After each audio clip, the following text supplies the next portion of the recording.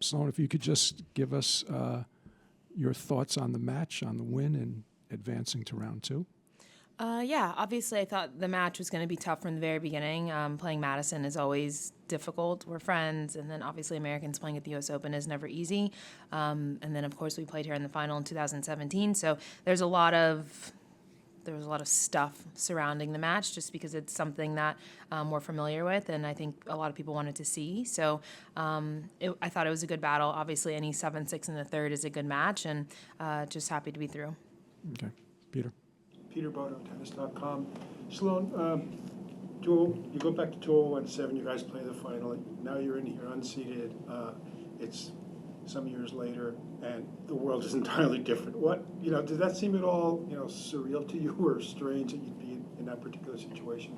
Yeah, I think a lot of things have changed in the last 18 months, and then since 2017, and Maddie and I have been here before. Again, I was unseeded when I won the Open, and it's just a little bit different now. I wasn't injured, just the pandemic, and I think there's a lot of variables to what's happening in tennis now, and I think every day you just have to come out here and do your absolute best and see what happens. I think today we both went out and did our best, and we played a really great match, and it's just unfortunate that someone has to win and someone has to lose.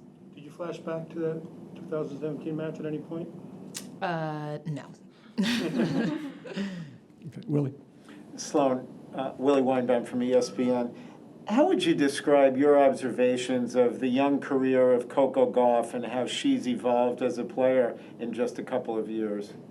I think Coco's a great girl. I call her Coco Fina, and I've known her since she was 8, I want to say.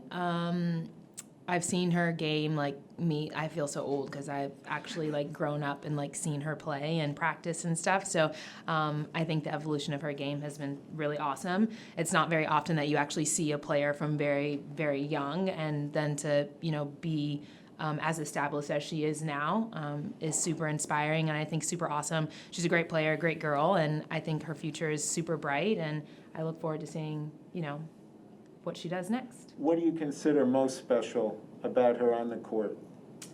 I must play her. Is that what you're asking me? You might be playing. Okay, I'm why are you asking me all these questions about Coco? No, I think she is a great mover. She has a great game. Obviously, now that I'm playing her, why would I tell you everything? But no, she's a great player, and she has a lot of amazing things that she does in her game. And obviously, she's young, so she still has things to work on. But I think, she's a very established player with great things in her game. Alex Coffey, USA Today.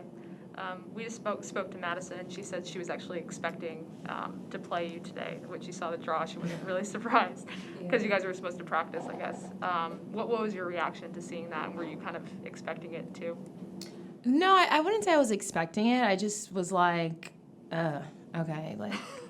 why? I think it's just tough when you get into this position and we're at the U.S. Open. We're both looking to do well here, and then to play each other. Again, someone has to win and someone has to lose, and it's just sucky. But yeah, we were supposed to practice, and it was 12:20, and I was they must be putting up a thing of us. I was are they letting fans in to watch practice? Because we were supposed to practice on Ash. And I was they must be letting fans in. And then I was oh no, that says round 1. I was oh my God. So it's quite annoying. But again, obviously Maddie's my best friend on tour, so it's unfortunate. But again, if it was the other way around, it would be the same thing. How do you kind of balance that as a competitor and as a close friend? I just think every week we're not going to play each other, so it's fine. But it is unfortunate that at the U.S. Open, the biggest event for both of us, we would play each other. But I think, on tour, having a consistent person that you can lean on and talk to all the time. And obviously I've known Maddie since I was 12-ish. So we've had a really good relationship. And I think tennis aside, I don't know if there's, maybe for you guys, I don't know if you can relate, but there's probably 1 or 2 people at your job that you'd actually be friends with if you stopped working there.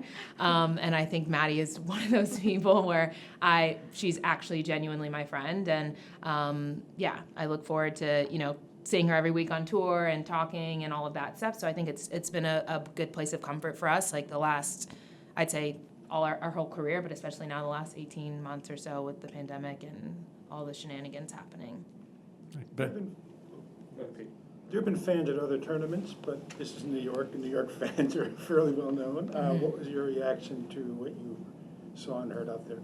Yeah, like obviously Wimbledon had a good crowd. I played on a great court there, and it was amazing. But obviously I'm not British, so kind of like, okay. I think being an American playing at the US Open is incredible, and I think this atmosphere out of all the slams is pretty unmatched. Like, I think this is like the peak of the peak.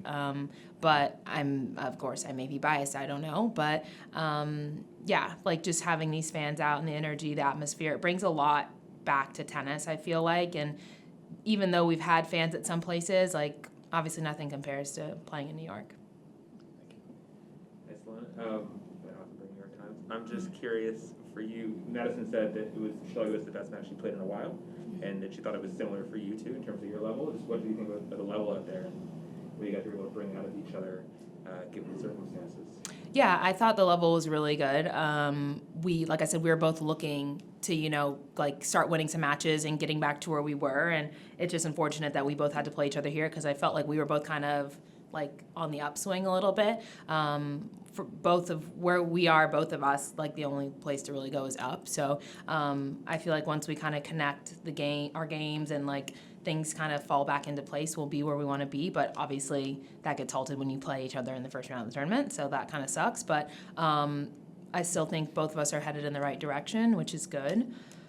And yeah, I just kind of have to take it day by day. Did you coordinate with her to make sure you weren't wearing the same outfit? No, we normally don't wear the same outfit, which is good. Yeah, it was the same outfit though, just a different color. But still, it's the same So color. I mean, yeah, as long as we weren't matching, I mean, yeah, first world problem. So. Okay, Willie, last question. What do you think the biggest reasons are for you being on an upswing now? I just think a lot of hard work. After Australia, I did a whole entire reset and I went back to training. I just focused on myself. I made sure that I was happy. I took care of myself, my body, my mind, just try to really gather myself again and not really worry too much about results and what was happening around me. And I didn't see results right away. Like I still haven't, let's just be real, I'm 60 in the world, so I haven't, it's not like I've seen some dramatic, amazing thing happen. But I think, when you are happy with yourself and inside, it gives you opportunity to, have that success and have those accomplishments. And I think, it may not happen now, it may happen in the middle of next year, at the end of next year, I don't know. But at this rate, I know, I'm not a bad tennis player. So at some point, it'll click. Okay, we have two more, Wayne and then Ben. So and then you we're done. just tell I us know, stories I'm over sorry. there. I apologize. It's okay. Go ahead. Sloane, Wayne Coffey with USA Today. In the breaker, you were Madison won 3 straight points, and the last of them to go up 5-3, I think, was on that when you hit the short lob. And your body, you look like not happy with that shot, and you lost 3 in a row, and it felt like it was kind of slipping away. What's going through your mind at that point, and how do you do a reset and finish it out the way you did? Well, tiebreakers are funny. That was an atrocious shot that I hit, and I was like, wow, that was not really bad to hit that now. But I think tiebreakers are funny because the momentum in them can shift so fast. And yes, I lost 3 points, but I wasn't out of the match. And I think if you kind of get too down on yourself, then you take yourself out of the match. And obviously it's 2 more points and she wins. So I just really tried to focus on my serve, winning those points, and kind of just making sure I could get myself playable, plays on the ball. And I just went from there. I didn't really think about it too much. I just tried to I was like, yeah, that was a horrendous shot, and I just moved on. This will be the final question in the ring. Thank you. Thank you. You got a coaching violation at some point, which you don't get a lot of. You seem confused by it. I was curious what happened there. She was being aggravating today. I don't know what happened, but I honestly have no idea, but I normally don't have beef with her, so I don't know, but I basically was telling them, STFU, stop doing whatever you're doing because it's making her mad, and we just moved on.